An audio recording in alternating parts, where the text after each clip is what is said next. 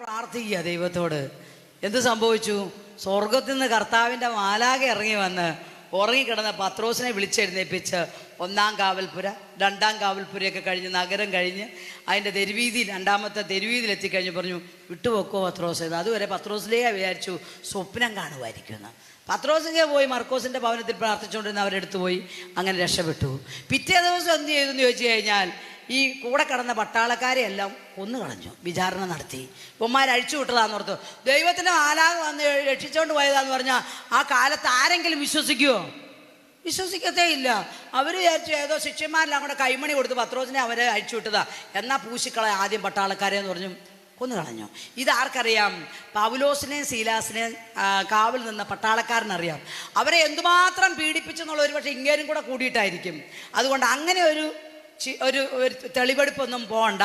ഇപ്പം തന്നെ അങ്ങോട്ട് വാളെ വീണ് ചാവുകയാണെങ്കിൽ പിന്നെ അത്ര ഒരു മരണമല്ലേ ഉള്ളൂ എന്ന് വിചാരിച്ച ആ പട്ടാളക്കാരൻ തൻ്റെ വാളൂരി ആത്മഹത്യക്ക് ഒരുങ്ങി. അങ്ങനെ വാളൂരി ആത്മഹത്യക്ക് വരുമ്പോൾ പൊളിഞ്ഞു കിടന്ന തടവറയുടെ ഉള്ളീന്ന് ഒരു സ്വരം, സഹോദരാ സാഹസം ഒന്നും കാണിക്കണ്ട, ചാവുവും പൊറുക്കുമൊന്നും വേണ്ട, ഞങ്ങൾ ഇവിടെ തന്നെ ഉണ്ടെന്ന്. ആരാ? വിശുദ്ധ പൗലോസ്. Praise the Lord. പട്ടാളക്കാരന് അന്തം വിട്ടുപോയി. അയാളോട് പറഞ്ഞ് വിളക്കെടുത്തോണ്ട് വരാൻ പറഞ്ഞു. അയാൾ വിളക്കെടുത്തോണ്ട് ഓടി വന്നു.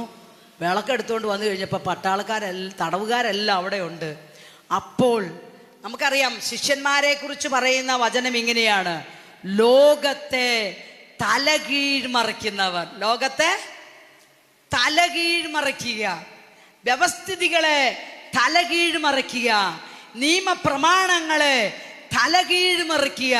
അങ്ങനെയാണ് ശിഷ്യന്മാരെ കുറിച്ച് പറയുക. അതുവരെയും ദൈവം ഇടപെട്ട് കഴിഞ്ഞപ്പോൾ അതുവരെ സംഭവിക്കാത്തൊരു സംഭവം ഉണ്ടായി. എന്താ സംഭവം? പട്ടാളക്കാരൻ മുട്ടുകുത്തിയിട്ട് തടവുള്ളിയോട് ചോദിക്കുക, യജമാനന്മാരെ രക്ഷ പ്രാപിക്കാൻ ഞാൻ ഇനി എന്ത് ചെയ്യണം? Price the Lord. കുറച്ചു മുമ്പ് വരെ തടവുകാരുടെ രക്ഷയുടെ താക്കോലും പിടിച്ച് നടന്നയാളാണ് പട്ടാളക്കാരൻ. ദൈവം ഇടപെട്ടപ്പോൾ, എപ്പോൾ? ദൈവത്തെ ആരാധിച്ച് കഴിഞ്ഞപ്പോൾ ഇസ്രയേലിന്റെ സ്തുതിയുടെ സിംഹാസനത്തിൽ ഉപവിഷ്ടനായ ദൈവം ആ കൊച്ചു കാരാഗൃഹത്തിൽ ഇറങ്ങി വന്നു. അവരുടെ പ്രശ്നമായ തടവറ തകർത്ത് കളഞ്ഞു. അവരുടെ മേലുള്ള ബന്ധനങ്ങളുടെ ചങ്ങലകളൊക്കെ അഴിഞ്ഞു വീണു. അവരുടെ മുമ്പിൽ പട്ടാളക്കാരൻ മുട്ടുകുത്തി ചോദിച്ചു, യജമാനന്മാരെ രക്ഷ പ്രാപിക്കാൻ ഞാൻ എന്ത് ചെയ്യണം? അപ്പസ്തോല പ്രവർത്തനം 16:30. Price the Lord. 31-ാം വാക്യത്തിലാണ് ആ സുവർണ വചനം എഴുതപ്പെട്ടത്. കർത്താവായ യേശുവിൽ നീ വിശ്വസിക്കുക, നീയും നിന്റെ കുടുംബവും രക്ഷ പ്രാപിക്കും. Price the Lord. ഹല്ലേലൂയ. ഇങ്ങനെ പറഞ്ഞാൽ മതിയോ? ഇതാ നമ്മുടെ പല ചങ്ങലയും പൊട്ടാത്തത്. എന്നിട്ട് ചില ആളുകൾ പറയുന്നത് എന്താണെന്നറിയാവോ? അവിടെ ധ്യാനത്തിന് പോയി, അച്ഛനങ്ങ് തലയ്ക്ക് പിടിച്ച അപ്പം തന്നെ പ്രശ്നം തീരുന്നു ഓർത്ത. ഇവിടെ ധ്യാനത്തിന് വന്നു. എങ്ങനെയാ? ഉള്ളൂരിൻ്റെ കവിത പോലെ ഇരിക്കുന്ന പലരും കൽപ്രതിമയ്ക്ക് ഉയർപ്പെട്ടതുപോലെ. ചോദിക്കുകയില്ല, കയ്യും പൊക്കുകയില്ല, പ്രാർത്ഥിക്കുകയില്ല. ഇവിടെയുള്ള അച്ഛന്മാരും അൽമാരും എല്ലാം കൂടെ പ്രാർത്ഥിച്ച് എല്ലാം കോരിപ്പറക്കി കൊട്ടയെ തന്നാൽ കൊണ്ടാകായിരുന്നു എന്നും പറഞ്ഞുകൊണ്ടായിരിക്കുന്നേ. അനുഗ്രഹമേ. Price the Lord. ഹല്ലേലൂയ. നന്നായി ചങ്ക് പൊട്ടിയൊന്ന് വിളിച്ച് ഹല്ലേലൂയ പറഞ്ഞേ. ഒന്നുകൂടെ പറഞ്ഞേ. Hallelujah, hallelujah. എത്തിയിട്ടില്ല. പിന്നെ ഈശോ മിശിഹ പോലും പറഞ്ഞു ഒരു 30, ഒരു 60 ഫുൾ എ പ്ലസ് ആണോ? ഫുൾ എ പ്ലസ് അല്ല. ഞാൻ വിട്ടേക്കുക. കേൾക്കാൻ ചെവിയുള്ളവൻ കേൾക്കട്ടെ. ഞാൻ നിങ്ങളോട് പറയുക കേട്ടോ, അല്ല പരിശുദ്ധാത്മാവ് നിങ്ങളോട് പറയുക കേട്ടോ, അനുഗ്രഹം വേണോ? ചങ്കു തുറന്ന് ദൈവത്തെ ആരാധിക്കണം. Praise the Lord. ആര് ചങ്കു തുറന്ന് കർത്താവിനെ ആരാധിക്കുന്നുവോ ദൈവം വരും. നിയമാവർത്തനം 4:7 നമ്മൾ വായിക്കും, നാം വിളിച്ചപേക്ഷിക്കുമ്പോഴൊക്കെയും ദൈവം നമുക്ക് സമീപസ്ഥമായിരിക്കുന്നത് പോലെ സമീപസ്ഥമായ മറ്റ് ഏതൊരു ശ്രേഷ്ഠ ജനതയാണുള്ളത്. Price the Lord. ഇത്രയും വലിയ അനുഗ്രഹമുള്ള നമ്മളാ ചുമ്മാ എപ്പോഴും ഇങ്ങനെ കാറിയും കൂവിയും മൂക്കളെയും തേച്ച് നടക്കുന്നത് അല്ലേ? നടന്നില്ല, ഇത് നടന്നില്ല, മറ്റേത് നടന്നില്ല. Price the Lord.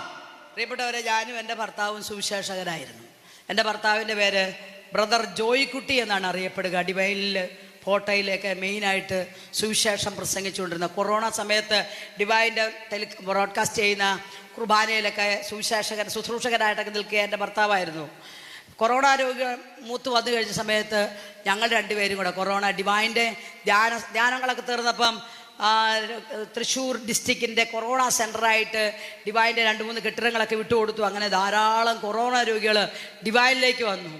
കൊറോണ 2 വർഷം നിങ്ങൾക്കറിയാമല്ലോ, അവൻ്റെ കളിവിളയാട്ടം അങ്ങനെ നടന്ന് ലാസ്റ്റ് ആയപ്പോഴേക്കും 280 പേർക്ക് കൊറോണ പിടിച്ച് വന്നു കഴിഞ്ഞപ്പം ഒരു ആരോഗ്യ പ്രവർത്തകരുമില്ല നോക്കാൻ. അപ്പം ഞങ്ങൾ രണ്ടുപേരും കൊറോണ തുടങ്ങിയപ്പം മുതൽ ഈ കേരളത്തിലെമ്പാട് ഞങ്ങളുടെ വണ്ടിക്കകത്ത് ആളുകൾക്കുള്ള ഭക്ഷണ സാധനങ്ങൾ, അരിസാധനങ്ങൾ, ഞങ്ങളെ വിളിച്ച് പറയുന്നവർക്കെല്ലാം മെഡിസിനുകൾ ഒക്കെ കൊണ്ട്, ഹോമിയോ മെഡിസിൻ ഒക്കെ കൊണ്ട് ഞങ്ങളിങ്ങനെ യാത്ര ചെയ്ത് ഞങ്ങളെ പോലീസുകാരൊക്കെ അതിന് ഭയങ്കരമായിട്ട് ചാലക്കുടി DSP ഒക്കെ സഹായിച്ചത്. അങ്ങനെ ഞങ്ങൾ അവർ അധികാരപത്രമൊക്കെ തന്നെയാണ് ഞങ്ങളുടെ യാത്ര.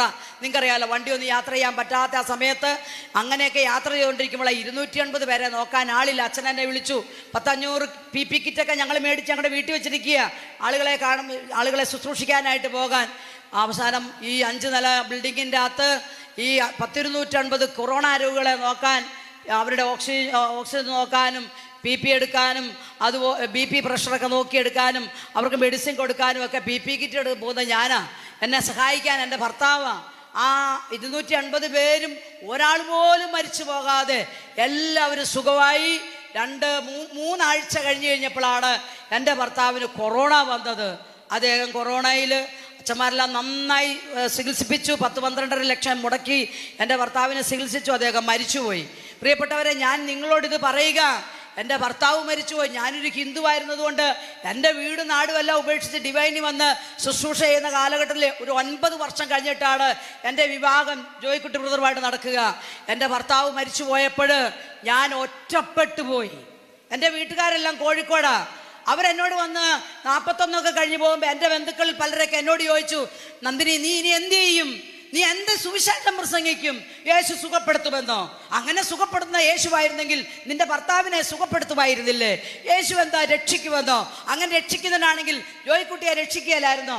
അതുകൊണ്ട് നീ ഇനി സുവിശേഷം ഒന്നും പ്രസംഗിക്കണ്ട. അപ്പം ഞങ്ങൾക്കൊരു മകളാണുള്ളത്, നിങ്ങൾ എല്ലാവരും കൂടെ അങ്ങോട്ട് പോരെ. അപ്പം എനിക്ക് എൻ്റെ അച്ഛൻ വീതം തന്ന ഒരു 60 സെൻറ്റ് തെങ്ങുംപറമ്പുണ്ട്. അത് ഞാൻ മേടിച്ചിട്ടേ ഇല്ല. അതൊക്കെ ഞങ്ങൾ ഉപേക്ഷിച്ചിട്ടാണ് ഞാൻ സുവിശേഷമായിട്ട് പോകുന്നത്. അതുകൊണ്ട് എൻ്റെ വീട്ടുകാർ പറഞ്ഞു, അവിടെ വന്നൊരു വീടൊക്കെ വെച്ച് നമുക്ക് താമസിക്കാം, ഞങ്ങൾ ഇതിനെ കാര്യം നോക്കിക്കോളാം. എൻ്റെ ആങ്ങളുടെ പിള്ളേർ, ചേച്ചിയുടെ പിള്ളേരെല്ലാം എന്നെ വിളിച്ച് പറഞ്ഞു കഴിഞ്ഞപ്പോൾ, ആങ്ങളെയൊക്കെ പറഞ്ഞു കഴിഞ്ഞപ്പം ഞാൻ അവരോട് പറഞ്ഞു, നിങ്ങൾക്ക് എൻ്റെ ഭർത്താവ് മരിച്ചെന്നാ. അത് എനിക്കറിയാൻ എൻ്റെ ഭർത്താവ് മരിച്ചിട്ടില്ല. കാരണം എന്താണ്? ദൈവം എന്താ പറഞ്ഞിരിക്കുന്നത്? എന്നിൽ വിശ്വസിക്കുന്നവർ മരിച്ചാലും പറഞ്ഞേ ജീവിക്കും. അങ്ങനെ വിശ്വസിക്കുകയും ജീവിക്കുകയും ചെയ്യുന്നവർ ഒരിക്കലും മരിക്കുന്നില്ല.